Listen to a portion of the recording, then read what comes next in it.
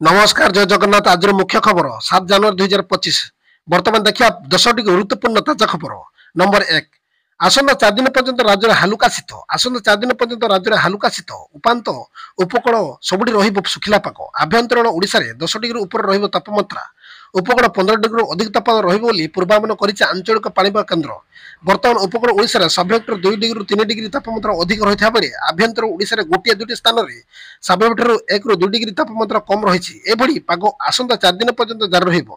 4 दिन पर राज्य रे 2 ରୁ 4 डिग्री पर्यंत तापमात्रा वृद्धि पाए बोली आकलन कराଯାଇଛି। सेपटे आसंता 2 दिन पई अति घन कुड़ी नै 7 जिल्ला को येलो वार्निंग जारी कराଯାଇଛି। विशेषकर सुंदरगढ़ ढेंकानाल कटक कलाहांडी कंधमाल और कोरापुट सतर्क जारी होईछि। नंबर 2 एचएमपीवी भूतान ने परामर्श जारी कले ओडिशा सरकार। भारत सरकार का IDFP NCDC integrated disease surveillance programme national centre for disease control IDSP NCDC द्वारा एचएमपीवी भूतान ने जारी कराइथिबा प्रेस वार्ता जनसाधारण को अवगति एवं व्यापक सचेतन मते ओडिशा सरकार सूचना जारी करछंती। ओडिशा सरकार को स्वास्थ्य और परिवार कल्याण विभाग ए रोग चिन्हट और निराकरण पर संपूर्ण प्रस्तुत थिबा कहिछि। ए रोग को नै जनसाधारण को भयभीत आतंक हेबार कौन कारण नाही। सचेतन रुहंतु सुरक्षित रहिबाकू परामर्श दियाଯାଇଛି। कर्णाटक 2टी अहमदाबाद गोटे आक्रांत चिन्हट होगा पर एबे आउ गोटे मामला को सामना को आसीछि। कोलकाता 6 मासर शिशु शरीर एक एचएमपीवी चिन्हट होईछि। गत नवेम्बर रे चिन्हट पर हॉस्पिटल सुस्थ थिबा सूचना मिलिछि। याको मिसाय एचएमपीवी आक्रांत संख्या 4 को वृद्धि पाइछि। नंबर 3 कोलकाता आउ जणे एचएमपीवी आक्रांत चिन्हट आक्रांत संख्या 4 को वृद्धि। गुजरात बेंगलोर एचएमपीवी भारत चिन्हट होगा पर कोलकाता आउ एक मामला 6 मास शिशु शरीर एचएमपीवी भाइरस चिन्हट। तेबे शिशुटी एक घर हॉस्पिटल चिकित्सित होगा पर एबे सुस्थ अछि। याको मिसाय भारत समुद्र 4टी एचएमपीवी मामला चिन्हट होईछि। आज बेंगलोर 3 ରୁ 4 मास 2टी शिशु एक एचएमपीवी संक्रमित थिबा सूचना मिली। तेबे खुशी खबर हेउछि चिकित्सा पर शिशु शारीरिक अवस्था एबे भल रहिछि। नंबर 4 बिजनेस करिया पे सफल सरकार देबे 20 लाख टंका। जदि आपन व्यवसाय पे टंका नाही तेबे ए योजना लाभ उठाई परिबे। ए योजना सरकार आपन कम सुधरे देबे 20 लाख टंका। आसंद जानबे केमिति पाइबे। केंद्र बजट 2024-25 रे अर्थमंत्री 23 जुलाई 2024 रे करथिबा घोषणा अनुसार प्रधानमंत्री मुद्रा योजना पीएमएमवाई अधीन मुद्रा ऋण सीमा वर्तमान 10 लाख टंका 20 लाख को वृद्धि करा जायछि। संक्रांत रे गत वर्ष जारी होइतिबा विज्ञप्ति अनुसार तरुण प्लस रा नुआ वर्ग 10 लाख टंकार अधिक एवं 20 लाख टंका पर्यंत ऋण पाई रहिछि। ए तरुण वर्गर अधीन पूर्व ऋण को सफलता करी सह परिशोध करथिबा उद्योग मानक उपलब्ध हबो। माइक्रो यूनिट पाई क्रेडिट गारंटी पांठी सीजीएफएमयू अधीन 20 लाख पर्यंत पीएमवाई ऋण गारंटी कवरेज प्रदान करा जिवो।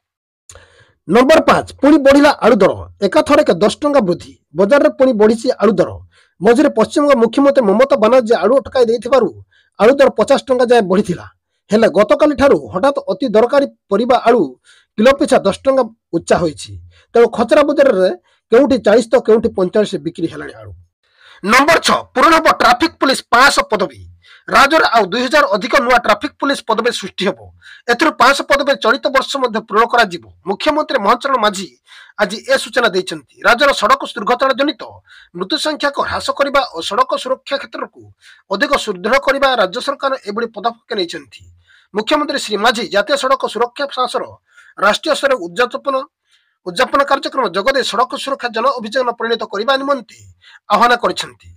मुख्यमंत्री ओडिशा यात्री ऐप को लोकार्पण करिसेंती। लोकन को सुलभ और सुविधाजनक यात्रा प्रदान करबा उद्देश्य रे ए ऐप कार्य करिवो। ए ऐप माध्यम रे साधारण लोक गोटिया क्लिक रे निजर गंतव्य स्थल पई सहजर ऑटो और टैक्सी पाई परिबे। ए व्यवस्था उभय चालक और यात्री पई लाभदायक हो बोली मुख्यमंत्री कहिसेंती।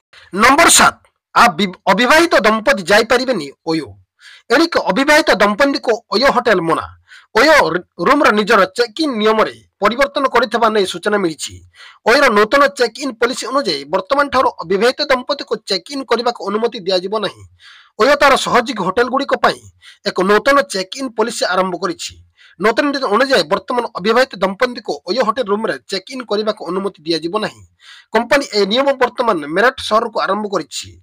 ତେବେ ଏ ନୂତନ ଚେକ୍ ଇନ୍ ନିୟମ ଦେଶର ଆଉ କୌଣସି ସହରରେ ଲାଗୁ ହୋଇନଥିଲେ ମଧ୍ୟ ଆଗକୁ ହୋଇପାରେ ବୋଲି ଶୁଣିବାକୁ ମିଳୁଛି। ନମ୍ବର 8 ସୀମାନ୍ତ ଓଡ଼ିଶା ବଡ଼ ବିସ୍ଫୋରଣ ଯବାନଙ୍କ ଗାଡ଼ି ଉଡ଼ାଇଲେ ନକ୍ସଲ। ଛତିଶଗଡ଼ ନକ୍ସଲ ବର୍ବର କାଣ୍ଡ ବିଜାପୁର ଜିଲ୍ଲାରେ ଲ୍ୟାଣ୍ଡମାଇନ୍ ବିସ୍ଫୋରଣ ଘଟାଇ ସୁରକ୍ଷାକର୍ମୀଙ୍କ କରିଛନ୍ତି ଟାର୍ଗେଟ। ଏଥିରେ 8 ଜଣ ଯବାନ ସହିତ ହୋଇଥିବା ଜଣେ ଡ୍ରାଇଭରଙ୍କର ମୃତ୍ୟୁ ହୋଇଛି।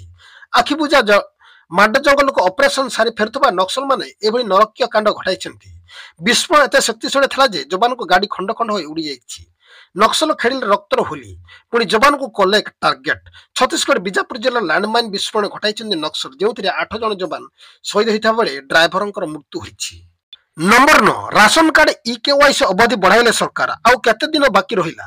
ଖାଦ୍ୟ ସୁରକ୍ଷା ବ୍ୟବସ୍ଥା ସୁବିଧା ପାଇଥିବା ହିତାଧିକାରୀଙ୍କ ପାଇଁ ଇକେୱାଇସି ଅବଧି ବଢାଇଲେ ସରକାର। ପୂର୍ବରୁ ଜାନୁଆରୀ 15 ତାରିଖ ଯାଏଁ ଏ ତାରିଖ ଥିବାବେଳେ ଆସନ୍ତା 31 ଯାଏଁ ଇକେୱାଇସି ଅବଧି ବୃଦ୍ଧି କରାଯାଇଛି। ପାଖ ଇପିଏସ୍ କିମ୍ବା ରାସନ ଯୋଗାଣ କେନ୍ଦ୍ର ଇକେୱାଇସି କରିବା ନିର୍ଦ୍ଦେଶ ଦେଇଥିଲେ ସରକାର। ପୂର୍ବରୁ ସରକାର ସୂଚନା ଦେଇଥିଲେ ଯେ ବାହାର ରାଜ୍ୟକୁ ଯାଇ ଓଡ଼ିଶା ଲୋକଙ୍କୁ ଇକେୱାଇସି କରିବା ଅଧିକାରୀ। ଗୋଆରେ ଯାଇ ଇକେୱାଇସି କରାଯାଇଛି। ଭାରତ ବର୍ଷରେ ଥିବା ଅନ୍ୟ ରାଜ୍ୟକୁ ଯାଇ ବି ସରକାର କରାଇବେ ଇକେୱାଇସି। ବର୍ତ୍ତମାନ ସୁଦ୍ଧା 85% ଶେଷ ହୋଇଛି। ଆହୁରି 50 ଲକ୍ଷ ଲୋକଙ୍କୁ କରିନାହାନ୍ତି, କିନ୍ତୁ ସମସ୍ତଙ୍କ ଠିକ୍ ସମୟରେ ଶେଷ କରି ହେବ ବୋଲି କହିଛନ୍ତି ଯୋଗାଣ ମନ୍ତ୍ରୀ କୃଷ୍ଣଚନ୍ଦ୍ର ପାତ୍ର। ଇକେୱାଇସିରୁ ରାଜ୍ୟ ସରକାର ପାଇଛନ୍ତି ବଡ଼ ସଫଳତା ଧରାପଡ଼ିଛନ୍ତି ଭୂତସା ରାସନ କାର୍ଡଧାରୀ। ବର୍ଷ ବର୍ଷ ଧରି ସରକାରଙ୍କ ଯୋଜନାକୁ କରିଚାଲୁଥିବା ହଡପ ଜାଲ ହିତାଧିକାରୀଙ୍କ ଚିହ୍ନଟ କରିବା ସହାୟତା ହୋଇଛି। ନମ୍ବର 10 ପୁଣି ରାଜ୍ୟକୁ ଫେରିଛି ବାର୍ଡ ଫ୍ଲୁ ଆତଙ୍କ। ଚିଲିକା କୃଷ୍ଣପ୍ରସାଦ ହଜାର ହଜାର କୁକୁଡ଼ା ମୋଡକ ପରେ ଦେଖାଦେଇଛି ଏହି ଆତଙ୍କ। ଗତ 5 ଦିନ ଧରି କୁକୁଡ଼ା ମୋଡକ ସ୍ଥାନୀୟ ଅଞ୍ଚଳରେ ଭୟର ବାତାବରଣ ଦେଖାଯାଇଛି। ଏପରି କିଛି କୁକୁଡ଼ା ଚାଷୀ ଏହି ଖବର ପାଇବା ମାତ୍ରେ ଚିନ୍ତାରେ ପଡ଼ିଛନ୍ତି। କିଛି ସ୍ଥାନରେ କାଉ ମରି ପଡ଼ିଥିବାର ଦୃଶ୍ୟ ଦେଖିବାକୁ ମିଳିଛି। ମୃତ୍ୟୁ କୁକୁଡ଼ାଙ୍କର ରକ୍ତ, ନାଳ, ମୂତ୍ର ପରୀକ୍ଷା ପାଇଁ ପଠାଯାଇଛି। ଏତେ ସଂଖ୍ୟାର କୁକୁଡ଼ା କାହିଁକି ମରୁଛନ୍ତି ଏ ସମ୍ପର୍କରେ ସଠିକ ତଥ୍ୟ ଆସିପାରି ନାହିଁ। ପରୀକ୍ଷା ପରେ ପ୍ରକୃତ କାରଣ ଜଣାପଡ଼ିବ। ଏଭଳି ସମୟରେ କୁକୁଡ଼ା ମାଂସ ଏବଂ ଅଣ୍ଡା ନ ଖାଇବା ପାଇଁ ପରାମର୍ଶ ଦିଆଯାଇଛି।